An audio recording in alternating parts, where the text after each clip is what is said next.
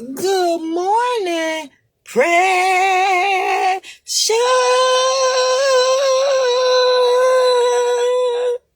Thank you.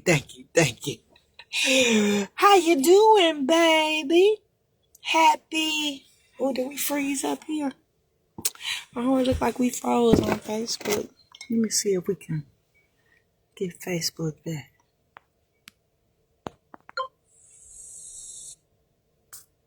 Yeah, it's still froze.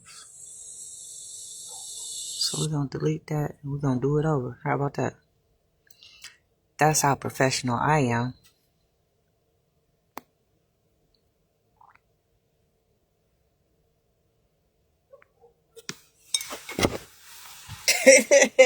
Just like that. Good morning, precious.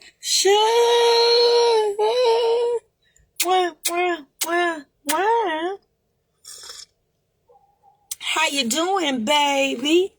Happy. I don't know why I got down here because it's going to be so hard trying to get back up.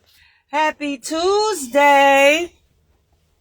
And today on Coffee and Conversation with your girl, Shakenya. When you get a minute, go to that YouTube channel, Coffee and Conversation with Shakenya. And hit subscribe, guys. Please look at some of the videos. And if you see any of them that you like, just hit share. Guys, I know it's a closet dump today. We in the closet with it. This is when I bring everything from my bedroom off my little chase. And I bring it right up here. And I put everything away. Yeah, it's hard coming up and down them steps. I should have thought that through when I moved the closet from the basement to up here. But I'm going to be honest with you. Either way it go, I was going to be climbing stairs. Yeah, and these old knees, they not like they used to be, right? I said I was going to give me one of them little things you sit in and it take you up the steps. So yeah, I haven't even unpacked from Vegas. So that's what I'm about to do right this very second. Usually I try to unpack when I come from a trip like right away. But it's when I tell you life been lifing. And it's been so much going on. Like, I'm going to be honest with you. Life has been hard since that baby been gone. I know y'all tired of me talking about my baby, but shit, that's my baby. You know what I'm saying? How do you not talk about your baby? You know, your baby that you raised, your baby that you gave birth to, your baby, right? So my life it's been hard. It's been real hard ever since she been gone because nothing is the same anymore. Yep. Nothing is the same. So everything is different. Everything is more difficult. I'm doing things and fixing things that was already fixed. Ain't that crazy? Oh my God. I think that burns me more than anything, going over stuff. Like when I get into it with somebody and like when we get a resolution, that should be it.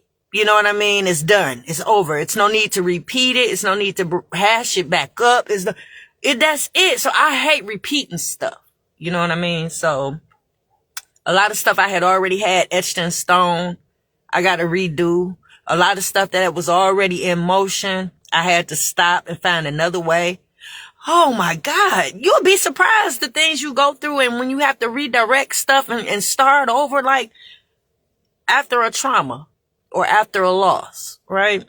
So in my case, by the baby being a part of my team, it broke the team up. So I'm doing everything by myself. When I should have like 5 people, extensions of myself doing things for me and doing things with me, right? So yeah, I don't know why anybody would want to make my life any harder than what it was or make any changes to what was going on or anything. So I know. So today we are still raising our daughters and we in part 56. I know it's a cute baby suit. I love this little baby suit. Yeah. I had it on, actually. If you want to go back, you can see my Vegas in the cabana. And, yeah. I did Coffee and Conversation from there, right? So we raising our daughters part 56, and we doing good. Yeah, we still doing good. Yeah, it's like a repeat of last year, which was 2015, because, you know, we just got out of the 2015 segment. Yeah, it was just better. You know what I'm saying? Because I pretty much kept the same thing going on every year. 2016 is just like 2015, which is just like 2014, which is just like 2013, which is just like 2012, which is just like it was all good. Every year was good. Every year was better than the last because I kept everything the same and I just added on to it. So maybe one year we were just doing things, and then the next year I probably threw credit in the mix, right?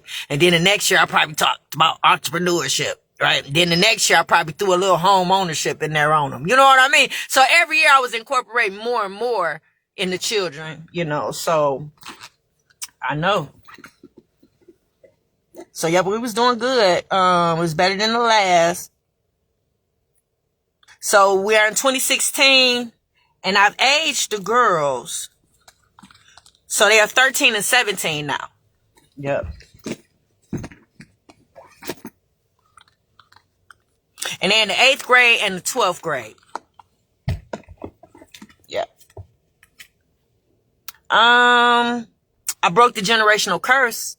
You know, my mom had me at 17. I had my son at 17. So I vowed that I would break that curse with if I had any daughters, right? I wouldn't want them to have children at such a young age. You know what I'm saying? Like, at that age, you should be thinking about going off to school. You should be thinking about a trade. You shouldn't be thinking about being a mama.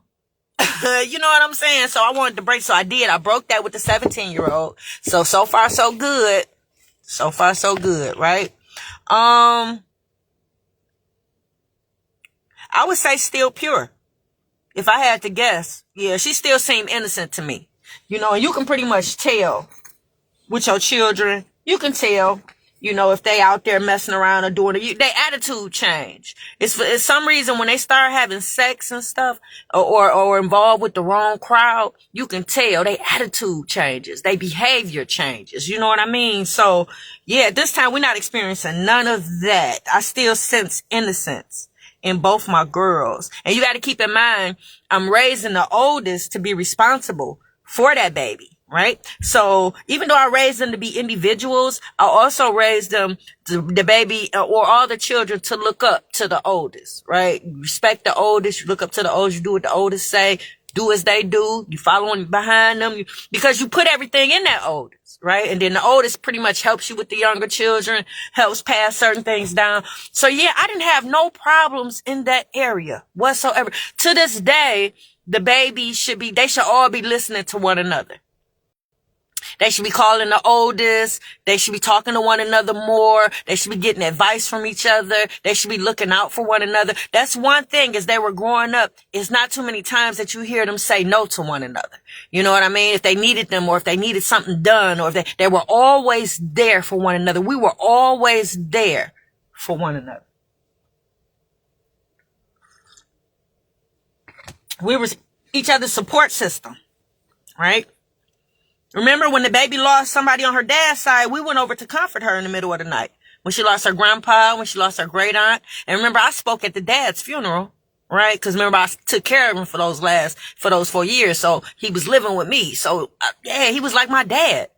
I had grown to love that man when he was living there with us, right? So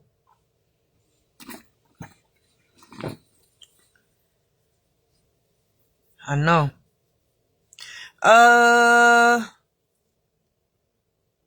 Innocent, didn't have to indulge and do something. I knew about drugs. Yeah, I didn't have to worry about them indulging or anything, but they knew about drugs. They knew what drugs were. They knew I would tell them stories when I was younger about my mom and her addiction with drugs and some of the stories that I would tell, you know, just to let them know how certain people act if they're addictive and some of the things that they do. You definitely can't take care of your children. You know, if you're addicted to drugs and alcohol, that's where your money's going to go. And it was just so many things. So I would tell them stories about that. I would tell them my stories and my experiences, right? So they really didn't have the urge.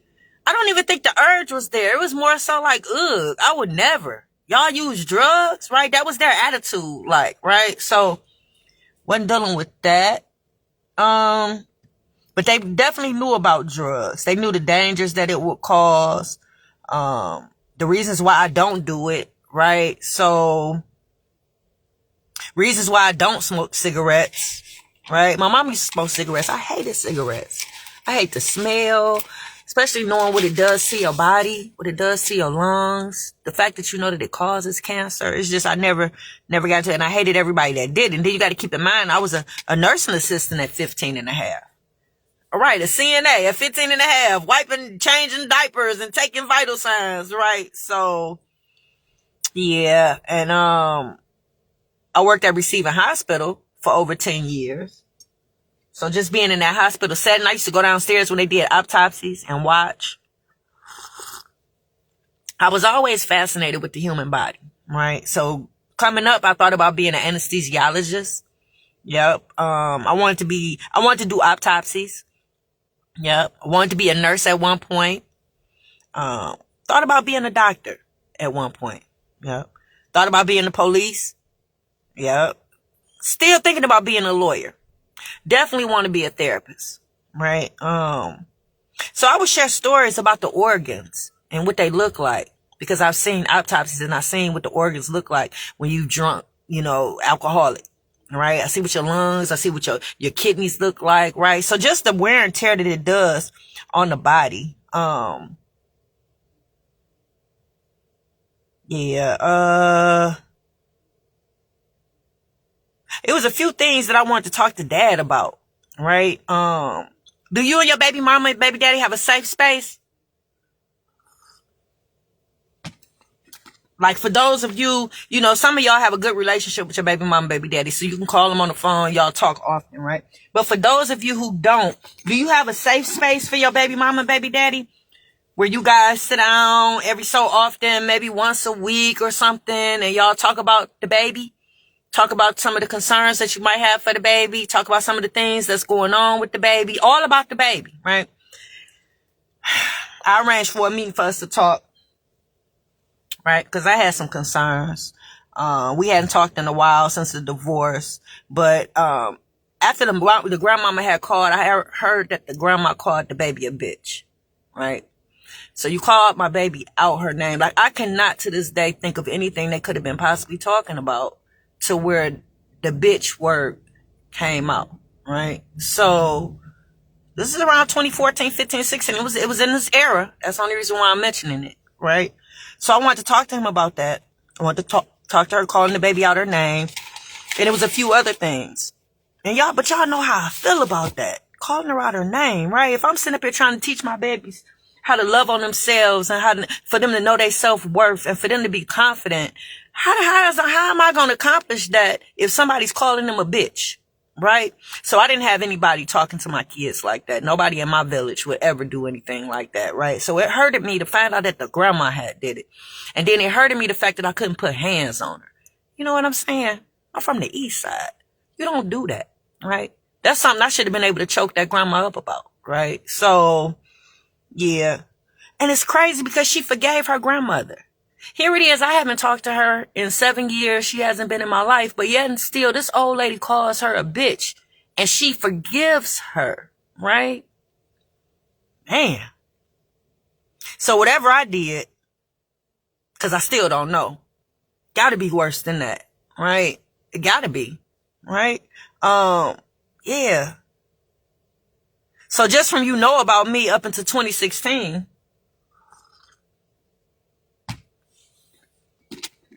can you see any reason why she would hate me? You gotta have seen something, because I pretty much told y'all everything from start to finish. Our Raising Our Daughter series started at conception. So yeah, I'm quite sure it's something. You should have heard something or seen something right now that would cause a young lady to hate me, right? You should have been able to pull out something. Why she wouldn't want to talk to me? Why she wouldn't want to see me again? That's harsh. Yeah, that's a punishment for you. So that means I had to do something. Man, I wish I knew what it was, right? And what reason would Dad and his mom have to want to step in and take over and give her a better life and do a better job? Like, what makes them think that they could have just done a better job? She was already doing good. All my kids were exceptional. All of them were doing good. All of them were doing what they were supposed to do. All of them was doing everything in the book. Make sure y'all get y'all a copy. You can get it from Lulu Publishing or Amazon. It's called Dysfunctional Family Knot. It's loosely around my life. Talk about some of the dysfunctions I went through and how I got over them and how I got through them, right? So make sure you get a copy.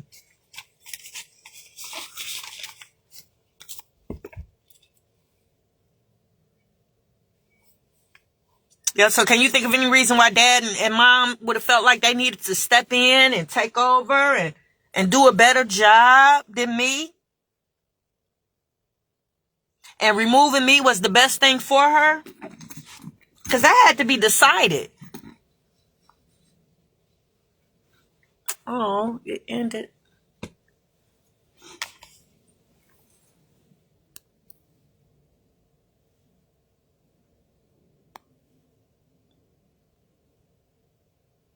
Oh, I hope y'all can't see nothing. Yeah, that had to be decided. They had to decide that you don't need to see your mama, or you don't need to live with your mama no more, and don't call her no more. That had to be decided. Somebody had to say, somebody had to encourage that. Somebody had to allow that. Because I don't know too many people that would allow a child not to call their mama and not to call their daddy, or encourage them to call their mother or their father, right? So removing me was the best thing for her, right? So whatever I did, it had to be really, really bad. I know, because I done raised 5 kids and she was the youngest. So whatever I was doing, the other kids would have been affected. That's crazy, because they wasn't. Yeah, everybody was doing what they were supposed to do. Everybody was doing exceptionally well. Yep, I couldn't have been more prouder as a mom. My boys were fatherless boys, but they're fathers to their children. They out on their own. They taking care of their family. And my daughters were doing good. Yeah, I mean, I couldn't have asked for nothing more as a mom. I was so happy. I know, I was so happy. Not only if dad was happy for me. Oh, God. My life would be so different if dad was happy for me, and if dad had truly forgave me, and if dad had moved on. I know. Oh, my goodness. We would have been just fine. Because whatever I did that was bad enough for the baby not to be in my life, and for dad to be okay with her not being in my life, and everybody else in his world, it had to trump all the good stuff that I was doing. Can you imagine that? All that I was doing up until 2016?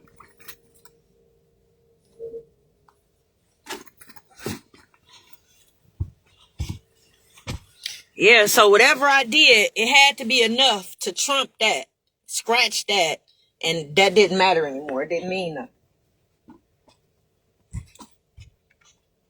Even me being a mother. Because, you know, that should have meant something. Yeah, that should have meant something. Just me giving birth. That should have meant a lot. That should have meant a lot. So for that not to mean nothing. Yeah, I don't know what type of game they was playing, right? It definitely wasn't no game that was set up for me to win, right? So let's see.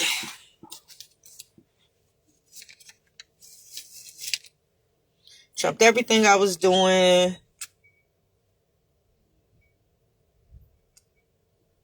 So we're going to get to it, because we got to find out what it was and what I did, because I definitely want to make sure you're not doing it to your children, because you're 2 years before because we're right here at 2 years before she leave me.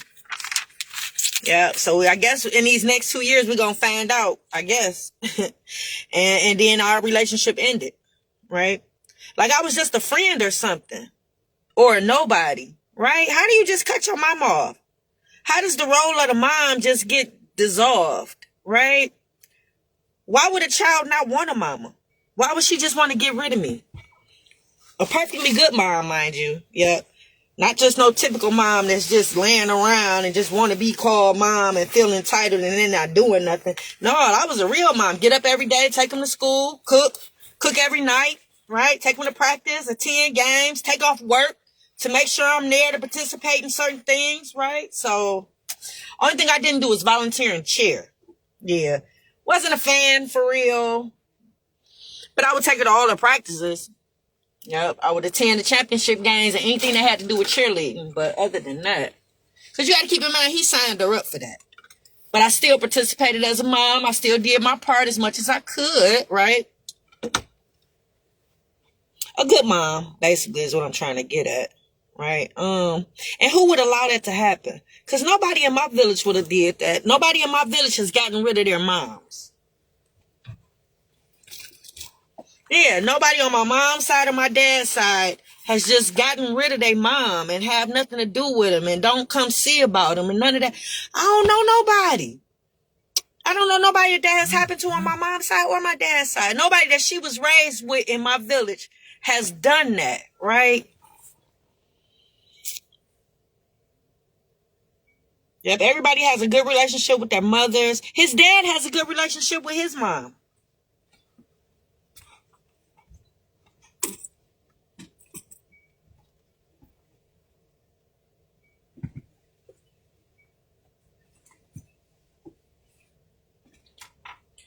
Yeah, so I throw that out there because if everybody in her life got a good relationship with their mother, right?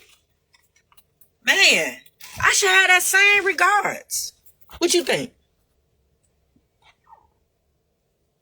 Because you got to keep in mind, I was raised, by both sides of the family. So I act just like my aunties and them, the way they raised my little cousins. Yeah, everybody's relationship is intact, and even his with his mom. So why would she think that that's something that she can do or should do?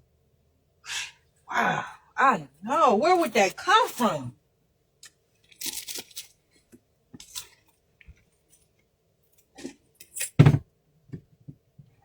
Think about that. Because if he respected his mama, he definitely should be checking her for anything that she doing that might be wrong against me, right? Because that's what he would do because he respect his mama. He know how that go, right?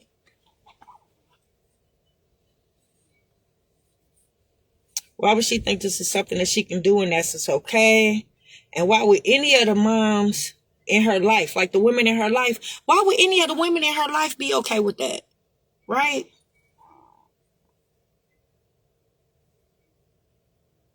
So whatever I did had to be really, really bad. And whatever he told people and the image that he painted about who I am had to be really, really bad.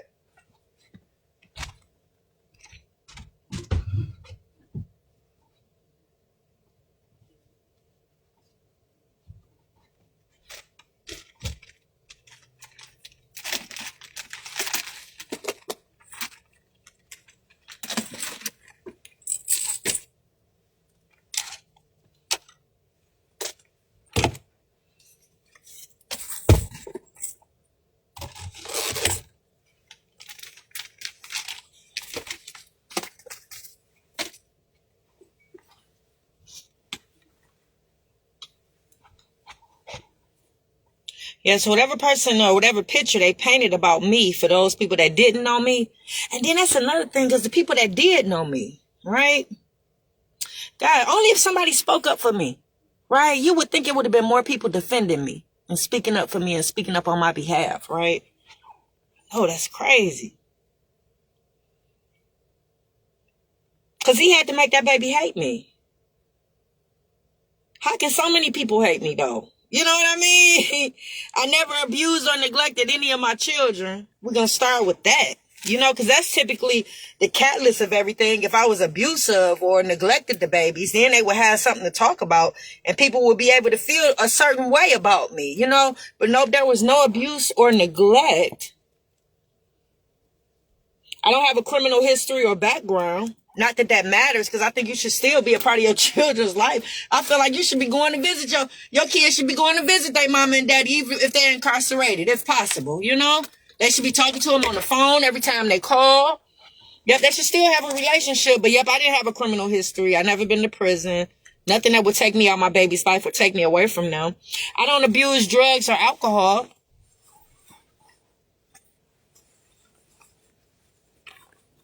Yeah, I don't lie, I don't steal. I treat people how I want to be treated, and I do what's right when nobody's looking. Yeah.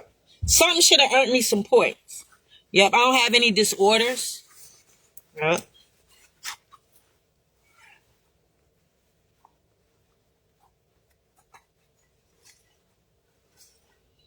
Yeah, I wish I knew what I did so I can apologize for it.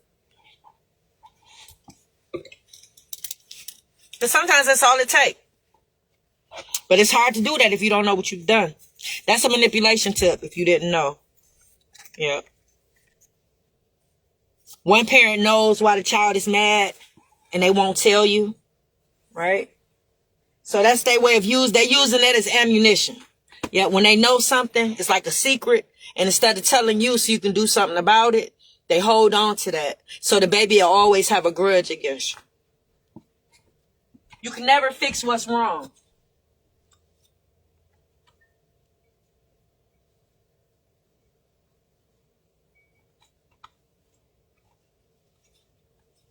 And it's set up that way. Yeah. They got to do that.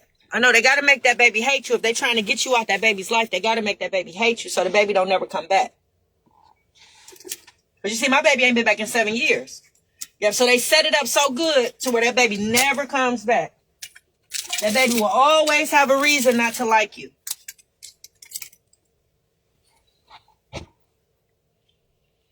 Let's see.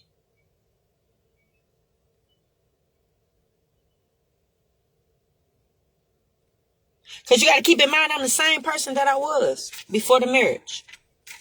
Yep, there's so many parts of me that's the same before the marriage. There's parts of me that's the same when I was married and after the marriage. Yet my parenting style is still the same. Even though my children are grown, when I talk to them about their children, I tell them the same thing that I would tell them.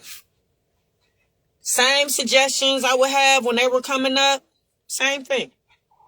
Right?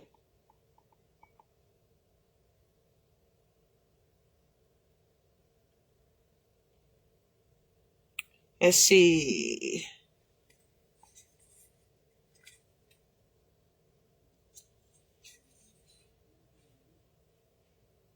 I wish all of this mattered. You know what I'm saying?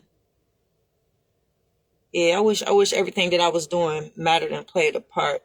Cause me wanting to sit down and talk to him that day, I wanted to talk to him about his mother cussing and calling the baby out her name. I wanted to talk to him about his mother smoking cigarettes around the baby and drinking alcohol around the baby, right? And as soon as I mentioned his mother, he got up and left. You can't do that. When you guys share a child, you got to give the other parent the benefit of the doubt. You have to hear them out. Any issues that they have with you and have with the baby, y'all have to have a safe space where y'all can talk and air it out. So that day, me calling to his attention that I have a problem with his mother smoking cigarettes and drinking alcohol and cussing around her, calling her out of name. That's because I kept a drug-free environment at my house. And true enough, you can't control what your baby mama do at their house. You don't have no say-so about what they do at their house. True enough, right? But when y'all raising a child, y'all should be on the same page with a lot of stuff. So if one of my missions was to make sure that my children were drug-free, the only thing or the best thing that other parent could have done, which is the baby daddy, was to make sure didn't nobody smoke and drink around the baby. I don't think that's too much to ask. When she's over there, they can go outside, they can go in another room, and if it's somebody doing it where she at, then y'all need to leave. So if she across the street while the grandma drinking, she need to come back across the street to your house until grandma finish.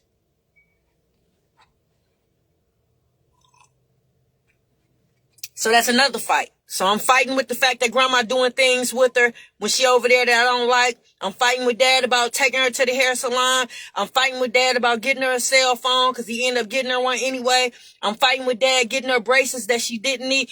Everything was a fucking fight with dad. And it shouldn't be. When y'all raising kids, y'all shouldn't be fighting at all. Y'all should always at the end of the day agree to disagree or come up with some type of resolution.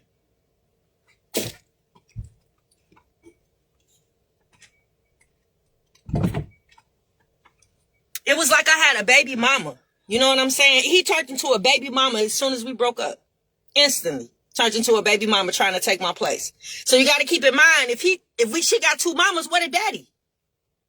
You know what I'm saying? If dad too busy trying to do what I do, who doing what he's supposed to be doing? Right? Because see, my job is to make sure that she becomes a lady. Dad's job is to make sure that she knows how to be treated like one. Right? We had two different jobs, two different roles, two different things that needed to be going on, two different things that need to be. It ain't you can't duplicate services. Yeah, when y'all doing the same thing, the baby is missing out. So the fact that I provided her a drug-free environment, I wish all these things mattered. Because usually that matters. when you raising kids, right? Usually the parent got a problem because you drinking and you smoking and you this and that around their kids, right? So yeah, I don't know why that didn't mean nothing. Because as of yesterday, we already know the grandma done already told her to call CPS on her stepmama. This is the type of shit that I was dealing with. This type of environment. So you can clearly see we raising them two different ways. We got her having two sets of morals, two sets of values. Because ain't nobody going to tell no child to call CPS on their step-parent when their step-parent is only doing what they supposed to do as the step-parent, right? People don't do that, right? So she was being raised with that type of ignorance on that side of the family, right? So again, she's being raised with two sets of morals, two sets of values. You can't raise a child like that. Yep, y'all have to be a unified front. Y'all have to be on the same accord. And y'all definitely got to be raising that baby with the same morals and the same values. One thing we should have been on the same page about.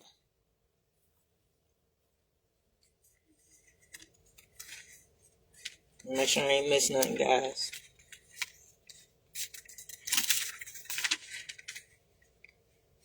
Her loving and respecting me as her mother. Yeah.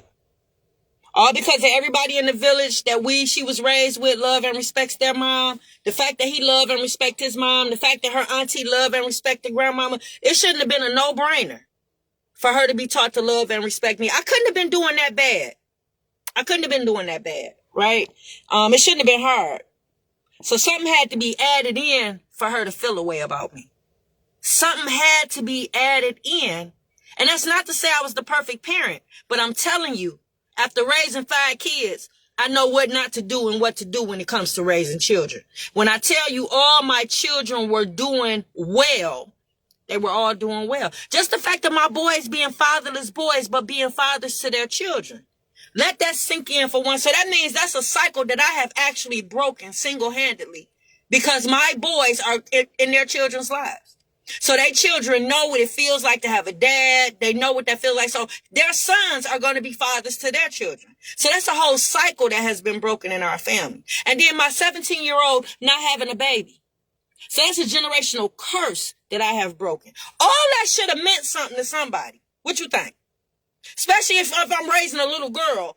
All that should have meant something. All that should have been important. Especially to a father, right?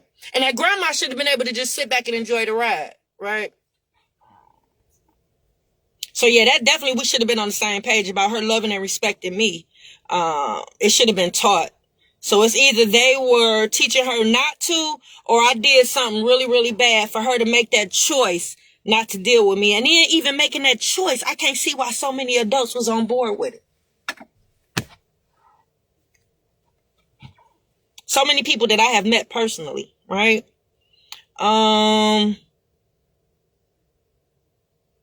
You would think somebody would be like, reach out to your mother. Or you think somebody would be like, you only get one mother. Or somebody would be like, you should forgive your mom, whatever she did to you. You would think that this was the type of talk that would be around her. But for her to be out my life for 7 years, you know that that's not happening, right? There's no way I would allow her not to have her dad in her life. I can't stand that man, but ain't no way. When we broke up Wednesday, she was over there Friday. Ain't no way I would have did nothing like that, right? So let's see. Always forgive your mom. Why would she forgive the grandma but not forgive me, right? So in 2016, my world was intact. We didn't have no problems. We were doing better than 2015, right? We know that dad has already used 13 of those manipulation tips that we've been talking about, actively using them. Because you can't just do these tips one time. These are things that you have to do every time. So every visit, dad was doing the 13 that we done already pulled out in 2016. Because when we started Coffee and Conversation, we actually discovered like 35 different manipulation tips. And I told you all of them had to have been used for my baby not to be in my life, right?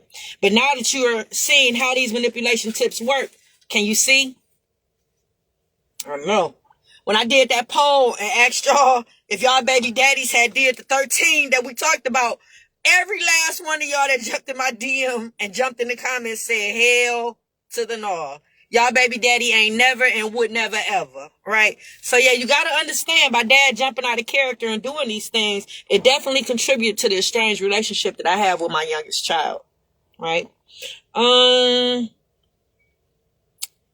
Yep, and it ultimately tore us apart, tore our family apart, ripped that baby out my life.